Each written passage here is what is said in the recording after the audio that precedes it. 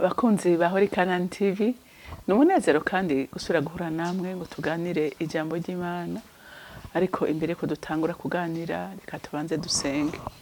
Uri mwiza Mana kandi ugira neza, urera kandi uragororotse, kandi gushimira Mwami Imana ko abo waremye bose ata muntu numwe waremye kubw'igihamana, ariko waremwe wese arimwe kubw'umugambi mwiza.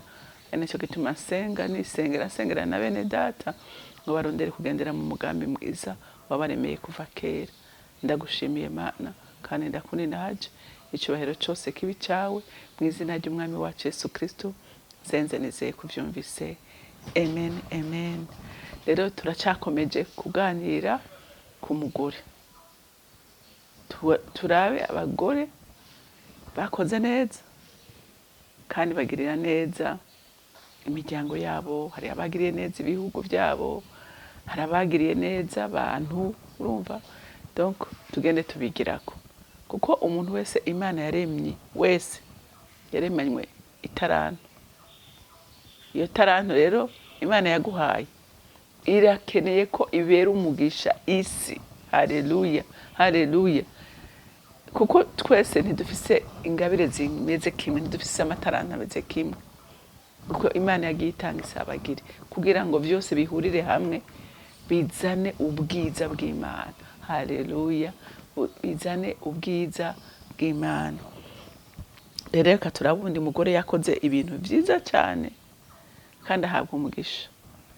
Rero mu jambo ry'umutwe riravuga ngo urugo ruri mu mugore yakira abera umugisha umuryango wiwe. Haleluya, abera umugisha abandi kandi n'umuryango kabironkeramwe inyungu. Amen. Kuko iri umunyamugisha by'ukuri, uri umuntu akunda kwakira abantu, nawe bikubera inyungu. Reka rero dusome ijambo ry'Imana mu Bami ba kabiri, turasoma igice cya 4 duhere ku murongo 8 dushikane ku 16. Umunsi umwe Elisa aja Ishunemu, kandi hari umugore w'umutunzikazi aramugobera ngo amuzimane. Maze uhereye icyo gihe iyo aciye aho yamajayo bakamuzimana. Bukeye nyamugore abarira umugabo wiwe ati, ndabona umuntu ko ari uwera kandi ni umuntu w'Imana. Reka tumwubakire akumba hejuru ku nzu, tumushiriremwo uburiri, imeza, intebe n'itara, maze iyo aje kuturamutsa azohora araraho. Umunsi umwe araza aja muri ako kumba araraho, abarira umukozi wiwe Gihazi ati, mpamagarira uwo mugore w'umushunemu. Amaze kumuhamagara aramwitaba, abarira Gihazi ati, umubarire uti ko wabitwararitse bene uko, none yogukorera iki? Mbega uragomba kuvugirwa ku mwami canke ku mukuru w'ingabo? Aramwishura ati, oya, nzokwigumira ngaha iwacu. Maze Elisa arabaza ati, none twomukorera iki? Gihazi aramwishura ati, erega nta mwana agira, kandi umugabo wiwe arashaje. Aramubwira ati,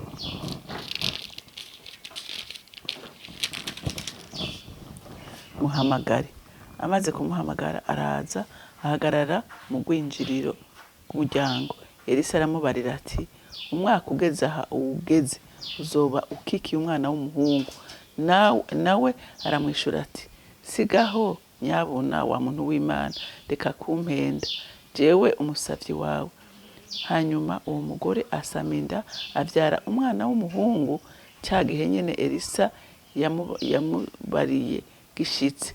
Uwo mwana amaze gukura, umunsi umwe aragenda asanga se iyo ariko aragenya. Abarira se ati, umutwe uranyishe, umutwe uranyishe. Se abarira umukozi wiwe ati, muterure mumushire nyina. Amen. Murumvise amakuru y'uwo mugore. Uyu mugore murumva ko yari umugore abona kuri, umugore afise umutima wagutse ukwigwamo abantu benshi, yiboneye umuntu ariko arahita abona yuko yomuhamagara akamugaburira. Haleluya. Burya abantu b'Imana iyo ukunda kwakira hari aho uhura n'igitangaza cyawe mu kwakira abantu. Haleluya. Na Aburahamu yarakiriye abashitsi asanga yakiriye Imana. Rero umuntu atera umugongo abashitsi, umuntu adakunda kwakira arahusha umugisha. Haleluya. Arahusha umugisha. Kuko umuntu akunda kwakira ukuri ahabwa umugisha n'Imana. Uyu mugore ngo arabona uyu mukozi w'Imana aravuga ati byari byo byose uyu muntu nukuri reka ndamwakire, ndabona arushe, ndamuzimane. Ngo aramuhamagara. Uko baganira akabona ari umuntu w'Imana, uko baganira akabona ari umuntu w'Imana. Mu munsi umwe ngo asaba umugabo wiwe atereka uyu muntu by'ukuri tumugirire neza, tumwubakire, ati ko akunda guca muri iyi nzira, tumwubakire agashambira azohora araramo. Umugabo we ngo aravyemera. Avyemeye ngo akamaza. Umugabo uyu mukozi w'Imana nawe aravuga ati uyu muntu ingene yama tugirira neza, mbega twomugirira iki Gihazi. Gihazi yari umukozi wa Elisa. Ati mumpamagarire, ati ubwo sinokuronderera akazi nkagusabira akazi ibwami canke ku mukuru w'ingabo. Ubundi aramubara atoya n'ukuri, jewe ivyo mfise birampagije, reka nigumire ngaha. Ati kandi n'ukuri urakoze. Hama Gihazi Elisa bandanya yiyumvira ngo niha Gihazi yacamubara ateregaye hari ikintu utaramenya. Ati mbega uramaze kubona ko uru rugo ata mwana turigera tubabona. Elisa aravuga ati okay. Aca arasubira ngo aramuhamagara. Atumbiriza mudamu mwiza, ati umwaka nk'uyu igihe kigeze nk'iki kigeze, ati sohoka iki umwana w'umuhungu. Wa mugore ntiyabyemeye. Mwumvise ko yavuze atereka reka. Ati turakuze ndi ngumva ntibishoboka, ariko nagira nkubwire muntu w'Imana ngo imbere y'Imana nta kintu na kimwe kidashoboka. Haleluya. Haleluya. Imbere y'Imana nta kintu na kimwe kidashoboka. Hanyuma nkuko umukozi w'Imana yabivuze byagenze uko. Yarasamye inda ayibyaramwe umwana w'umuhungu. Rero tugomba kwigira iki kuri iri jambo? Ndagomba ko tuganira ukugira neza. Haleluya. Umugore agira neza. Burya abantu b'Imana urugo rurimo umugore atakira nukuri urugo rudahezagirwa. Ntushobora guhezagirwa udatanga. Haleluya. Nishobora guhezagirwa utumva ko ari ikintu worekura kugira abandi bagirirwe neza. Rero ndakwinginga muntu w'Imana, we uri kuranyumva, umupfasoni uri kuranyumva, gira ibiganza bitanga. Haleluya. Kandi gutanga nagira ndababwire ngo ntibisaba ibintu byinshi. Ntibisaba ibintu byinshi. Hariho urugo ujamo kandi ari urugo ruciriritse, ariko ukumva harimo amahoro, ukumva harimo umunezero, n'akantu baguhaye gato ukumva kararyoshe kuko gatanzwe n'umutima ushaka gutanga. Haleluya. Uyu mugore Imana yaramugiriye neza. Urugo rwari rwarabaye ingumba atamugisha bari kubona, bahabwa umugisha kubwo umugore azi kwakira abashitsi. Haleluya. Haleluya. Rero mukunde kwakira abashitsi. Je ndibuka niyo mu mariage uzokumva abantu bavuga ngo muze mugira urugo rugwa mwingata, muze mugira urugo kwakira abashitsi, muze mugira ibiganza bigabura. N'imihezagiro n'abasogokuruza bacu batanga, n'Imana isaba ko tubikora uko. Haleluya. Haleluya. Ibiganza bitanga birahabwa. Urugo rwakira abashitsi ruhabwa umugisha n'Imana. Haleluya. Uyu mugore aronka umwana atari ku murongo. Nawe nagira ndakubwire, hari umunsi wo kwakira umuntu ugasanga kubereye umugisha, ugasanga isezerano ryawe rihetswe n'uwo muntu wakiriye. Haleluya. Rero abantu mwanka kwakira, hari aho muhusha umugisha wanyu. Amen. Amen. Hari aho uhusha. Rero twige kwakira. Aburahamu mwarumvise yakiriye abashitsi, asanga yakiriye Imana, kandi isezerano ryiwe ryari muri abo nyene. Haleluya. isezerano ryo kubona umwana ryari muri abo nyene. Ngo arababwira atoya nimurengane, karibu ndabaha amazi karibu tubafungurire. Abwira umugore ati kwakwanye. Nawe ngo arawe ikimasa kinuze. Bahejeje ati igihe nk'iki uzokikiye Sara azoba ahetse umwana. Sara ngo yaratwenze ati ibyo bintu byoshoboka gute? Umukecuru w'imyaka 90 yovyara gute? Haleluya. Imana yivuze biraba, aravyara.